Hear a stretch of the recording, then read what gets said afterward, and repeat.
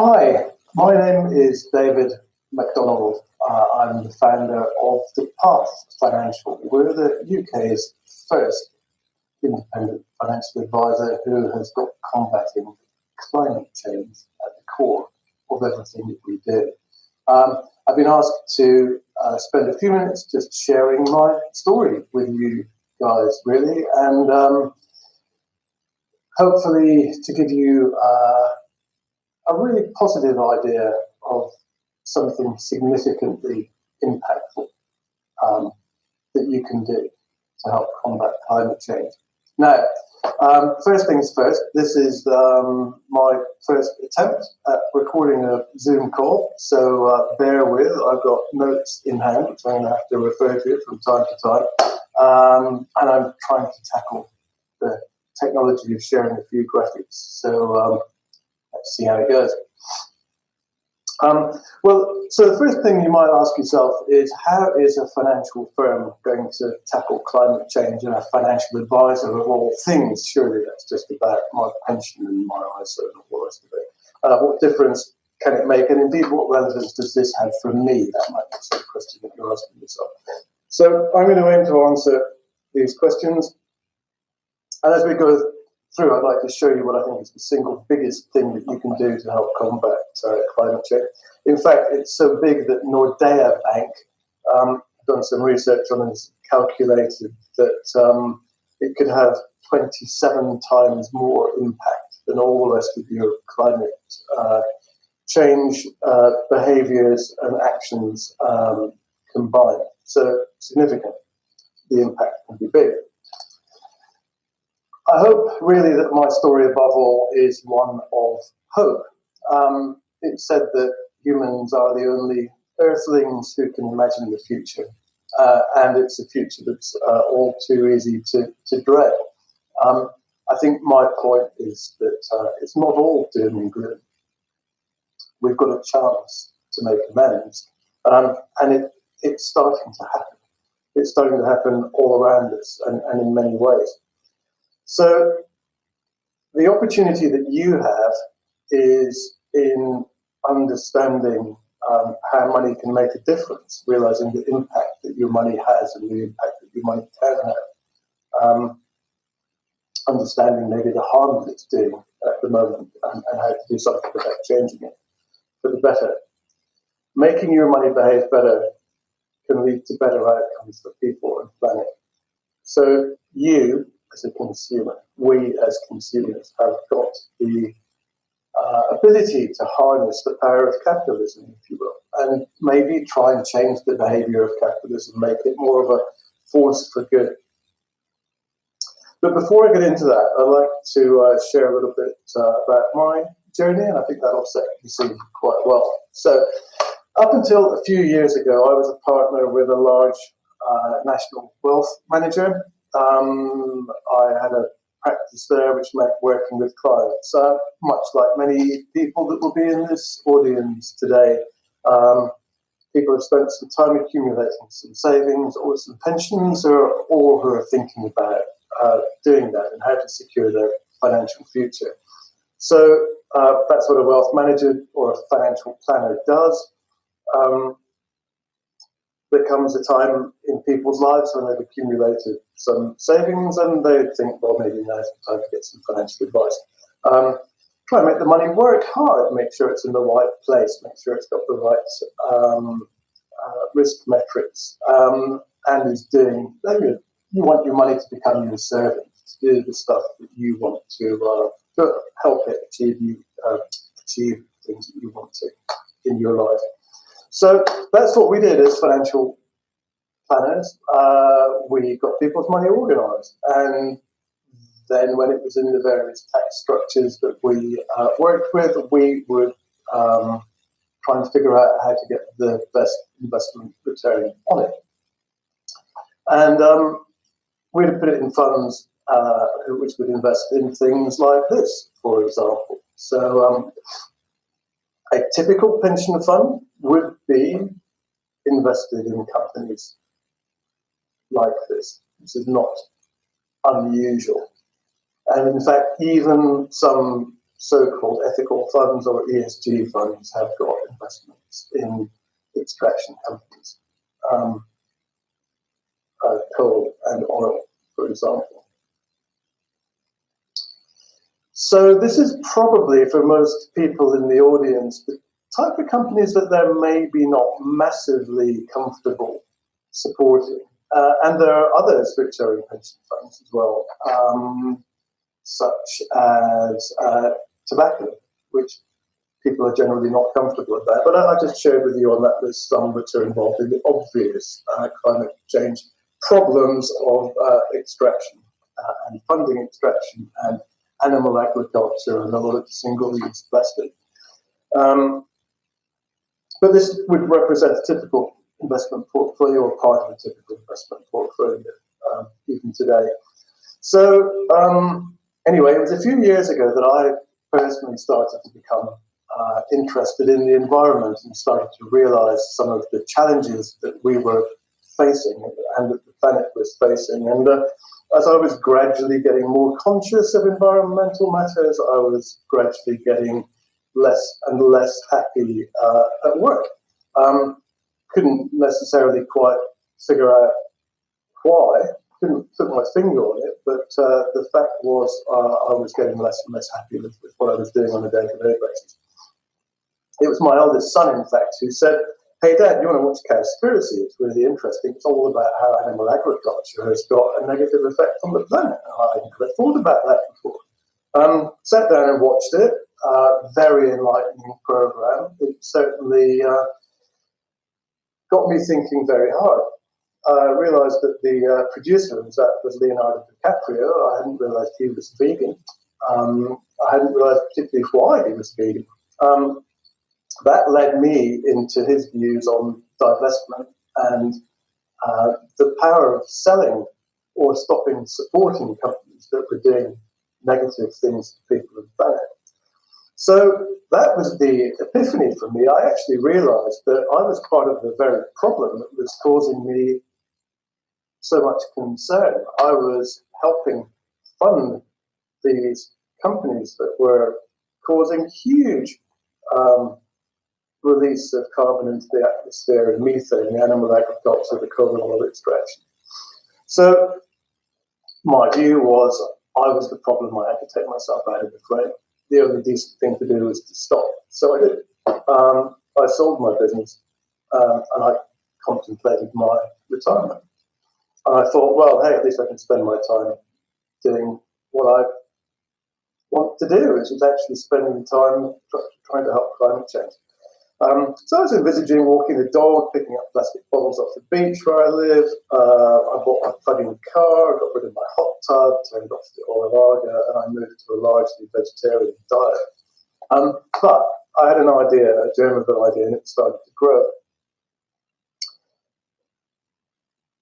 struck me that capitalism was the problem because capitalism chases profit at any cost. But the thing is, capitalism is an unstoppable force. It is not one that's going to stop anytime soon, but it can change. So I thought, well, what if capitalism can be the force that combats climate change? What if it can be a force for good? What if capitalism becomes something that tries to stop climate change and reverse the damage at any cost rather than chasing profit at any cost? Could it be that it would be as socially unacceptable to hold the investments that we just looked at, unless these companies commit to change? So that's where I got thinking that actually consumer power is the thing that is eliminating single-use plastic. It's eliminating shopping bags. You know, it's encouraging EV purchase. And who'd heard of flight shaming until Greta came along? So the point is, not government, not regulation is going to make change. It's consumer power that moves first and the rest follows. So why not then in financial services? So my idea was maybe there's enough funds out there which actually not only don't have negative companies in them, but have got actually are filled with companies that are doing positive things for people and planet. and I discovered the concept of impact investing. And we're talking a few years ago when this wasn't well known. It's better known now. And I confronted the question is, are there enough funds out there to actually work with clients who care about this stuff and that can deliver well enough diversified portfolios and can achieve a performance which is not substandard to the extent that people wouldn't accept it. Little did I realise, not only is there a way big enough universe to have a seriously well diversified portfolio, but actually the financial return can be as good and in many cases better. And in many cases, the idea of thinking about the future and this kind of overlay is a great way of assessing risk in actual fact. So I just had the idea that maybe rather than being a financial advisor that creates negative situations, we could work with clients who only invest their money in positive funds. So, long story short, we've found some boutique analysts who could help us set up portfolios.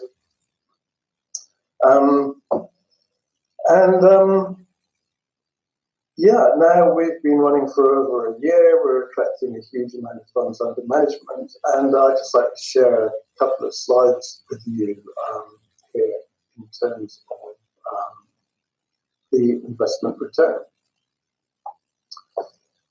This chart's a little bit difficult to follow, but the bottom line is Royal Dutch Shell and the investment performance of that over the last couple of years compared to a renewable energy company, Ørsted, which are a huge wind farm operator.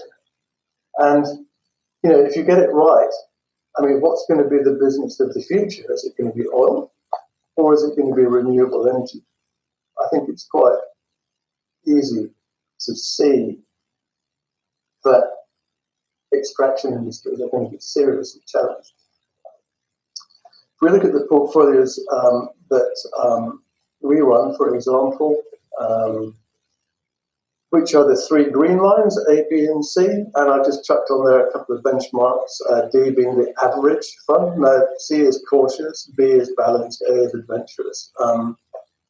D there is the average of all investment funds in the UK over the last year, and the bottom line, the black one, is the FTSE 100 index. So I think this illustrates that positive impact investing can be at least as good of a financial return. So what are the businesses of the future? Is it oil or is it renewables and hydrogen? Do you want to be investing in GM or Tesla? Do you want to be investing in Nestle and Danone or in Beyond Meat and non-dairy products, for example? So that's what we're doing. It doesn't seem to be a completely dumb idea. The new Netflix documentary that Attenborough has produced recently makes the point very eloquently. I would also point to Make My Money Matter as another organisation supported by Richard Curtis, who are aligned in trying to make money behave better. So I guess my point that I'm trying to make is have a think about where your money is and put some pressure on the people that are running your pension and your investments to think about what it's doing and the impact that it's having on people and planet. Because a positive investment portfolio can align to positive outcomes for people and planet. I'm sure a lot of people watching this are familiar with the United Nations Sustainability Development Goals. We map the investment performance of our funds, but we also map the impact that they have relative to the SDGs. And we can claim something like an 84% positive alignment. So the products and services that the companies that we invest in provide are 84% are doing something good for people and planet. And that compares to the FTSE 100. The data would tell you it's about 60 to 70% is negative or neutral. So your money can make a massive difference. Sharing a couple of last slides. And this is one that I would urge you to think about in terms of any money that you've got invested in bank accounts, in pensions, or in individual savings accounts or ISAs. This slide talks about £100,000. You know, it is not a ridiculous amount of money to have saved up in a pension, but when was the last time you thought about your pension? Pensions are, if they're two things, one, they're boring, and two, they're complex. So in my experience, people do not engage with their pension funds particularly. Who knows what it's invested in? Who cares what it's invested in? Well, the point is we have to care. Take an interest, find out what's going on in there, get under the bonnet. So if you're going to make My Money Matter as a website, for example, and I'll just leave this slide up there for another couple of seconds in case anyone wants to screenshot it or photograph it. I think it's the top left bubble in particular, I think, is stunning. £100,000 moved from a typical investment portfolio into a positive impact portfolio can have the effect of taking 7 cars off the road. It's significant. Even if you just did your annual ISA allowance of £20,000 into a positive impact portfolio, as opposed to a traditional portfolio, would have the effect of taking 1 car off the road. It's a lot more than not taking a bag at the supermarket for the potatoes. So really, that's what I wanted to share with the audience today, which was there's a lot of facets in life that it might not be immediately obvious where we can make a difference, but your money for sure is one. As I said earlier, Nordea calculate 27 times more impact doing a lifetime's pension saving, more than every other carbon saving activity that you might have, and that includes reducing flying, moving into a vegetarian diet. I mean, you know, as we've just seen from the last infographic, very substantial savings to be made. So, yeah, if you're in a big workplace pension, there's a lot of materials on Make My Money Matter. Go and have a look at that. Put pressure on your pension scheme trustees. If you've got your own investments and you've got an independent financial advisor, then find out what their story is. The IFA community is very, very slow to change and to make offerings. So you need to be putting pressure on them. And if they're no good, change. You know, there are a few of us now who are operating in the positive impact space with climate change as a key part of what we're about. So please come and speak to us if your existing advisors are not helping. You know, Google ethical pensions and see who comes up. So thank you. Hopefully I've taken the world as complex and boring and not made it too boring for the audience. I think the message is there is a lot that you can do. Maybe it's not immediately apparent, and moving your money into a more mindful and positive impact space is something which should be a win-win. It will give you more purpose in terms of what your money is doing for you, but a bigger purpose for people and planet. And my goodness me, it is very satisfying to have that feeling of higher purpose. So that's it. That's all from me. I'm going to leave you with the compliance slide. Yeah, good luck. Enjoy the rest of the conference, and hope to maybe hear from one of you. Cheers. Bye.